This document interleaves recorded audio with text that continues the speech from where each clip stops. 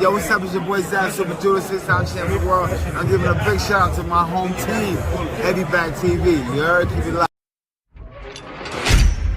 YouTube. Crazy word. I tell you what, you got one more time and you're through. That's a fact, Jack. What up, YouTube? Big T.O. Heavy Bag TV. Man, if you don't get your goof ass in here and hit the bag. All right, man. Listen, I seen this fight card and immediately got excited. Shout out to Ring Magazine. The Ring Magazine presents July 12th. Man, check this out. David Morel, the Olympian Iman Katiev, Albert Puyo versus Matias, Shakur Stevenson versus William Zepeda, and Berlanga, Edgar Berlanga versus Hamza Shiraz. Now listen, I think this, in my opinion, this is a stat card. This is one I'd be willing to pay for and sit back and enjoy.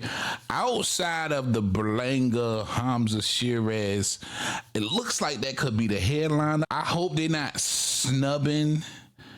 But because it's a Ring Magazine, that's ultimately Turkey Al Sheik, Hamza Shiraz is his guy, you know what I'm saying? They probably gonna allow Berlanga and Shiraz to, or Shiraz, however you want to pronounce it, to headline his card. But I think hey, bro, come on now. William Zepeda is a much more anticipated fight. And I think Stevenson probably has a little bit more clout than Berlanga. But of course, with Berlanga, he got the Canelo Alvarez fight where it was pretty much a one-sided fight. Not very competitive in my opinion, maybe in spots throughout the fight. Other than that, it was a one-sided ass whooping. I think we could all agree. And then you have a Hamza Shiraz who just went life and death with Carlos Adames. And a lot of people felt like they robbed Carlos Adames in that fight. Hamza Shiraz may have gotten away with one as that was a draw. And I still feel like it was still a lot of unfinished business for Shiraz at 160 pounds. And now he's making his debut versus Edgar Berlanga at 168 as super middleweight. A weird headliner, in my opinion, especially over Stevenson versus Zepeda. Two guys a little bit more established, but I guess, again, given once you fight Canelo, you know what I'm saying?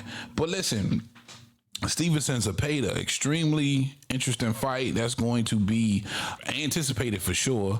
And of course, you want to see that volume puncher versus a defensive mastermind like Shakur Stevenson, completely accurate, crazy counter puncher. I'm gonna have to give a further breakdown of that. I just did a video about that particular fight as well. You can go and check that out on the channel. Yo, right? WBC champ. We saw he get that opportunity versus, he won the vacant versus, of course, now the WBA champion, Gary Antoine. Then turns around. A lot of people felt like he lost to Sandor Martin. I wouldn't have been mad if Martin would have gotten a nod in that fight. And now it had been talks about Subriel Matias getting a shot from Richardson Hitchens. And I love that they pulled Subriel Matias out to give him a title shot versus Puyo, right? I don't know where Matias has been ranked at the WBC, but man, when they want guys to fight, they just move some shit. I don't understand the rankings. I feel like they should just get rid of them, because we've just seen over and over again, if depending on what's the best fight to make, the rankings just don't fucking matter, bro. It just doesn't. But I like the matchup. Matias getting another crack at being a world champion, even though he's right there in line for the IBF, which is what Richardson Hitchens has. But versus Puyo, again, coming off a crazy tight fight versus Sandor Martin. And David Morel, who lost to David Benavidez, who gained a lot of clout from the Canelo fans because he was the David Benavidez deterrent at 68, and then at 75, he faces the Mexican monster. He loses, in my opinion, in a one-sided fight, even though I don't believe he felt any other punches from David Benavidez. It was enough of an onslaught for David Benavidez to kind of coast to a victory there. I felt like you could see the skill level difference there. I think he just outclassed the hard punching David Morel, but he's still young, right? He's like 11-1 now, 9 KOs, a lot of experience to gain in the pros, and now he gets to take on an undefeated Olympian and this Kadyrov guy who is, of course, an Olympian. I think he's 10-0. He's undefeated.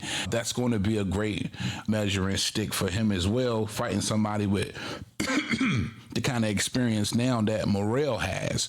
All right, so this is going to tell a lot about who's going to be somebody to be reckoned with, or as far as 75 goes, between these two guys, somebody who in the future could to be reckoned with for sure. Man, I like the card, man. This is going to be a really good card, and I'm definitely going to take my time. Enjoy this one when it comes around. Definitely want to know y'all's thoughts, man. Who you like in this card, and let me know in the comment section. All right, that's all I got for y'all on this one. Big TL, heavy bag. I'm out of here. Talk to him, Roger. Most motherfuckers don't know shit about boxing.